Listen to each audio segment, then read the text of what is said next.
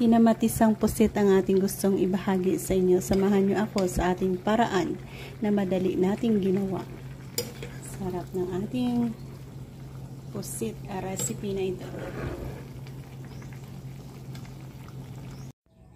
Good morning! Meron na naman tayong pusit na gustong ibahagi ang ating recipe sa inyo.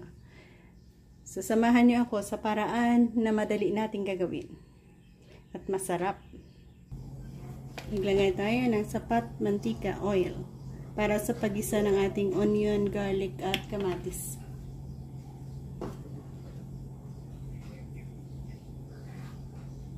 Onion, garlic. Next, i-add natin ang pusit natin. Ayan o, marami tayong fresh pusit.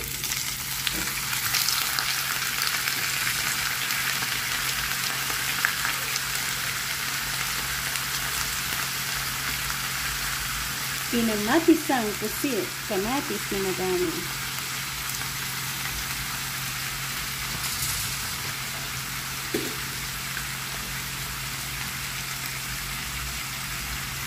Lagyan natin ng bay leaves.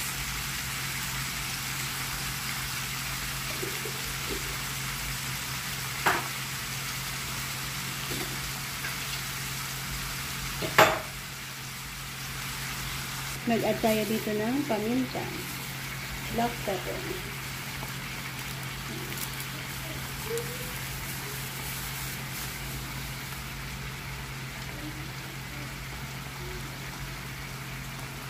Lagyan natin ng vinegar.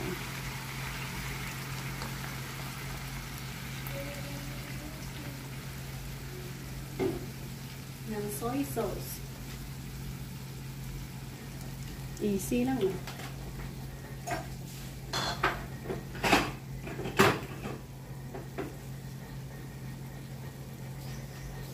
Sugar.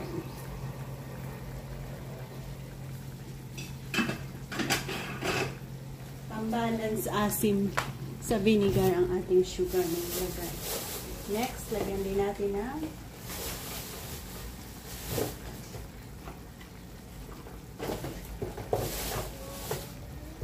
oyster sauce.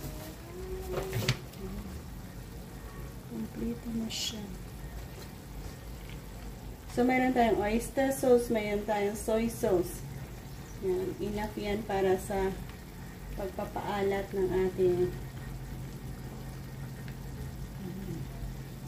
oyster sauce na gamit natin.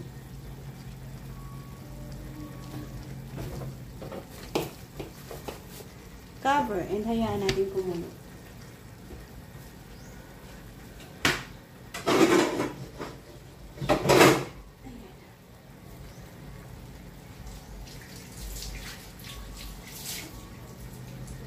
Magtutubig lang yan.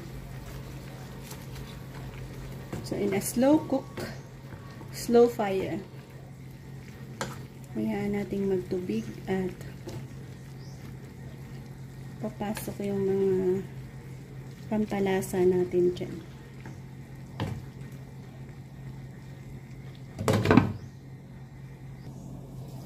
Check out. Bango. Sarap man.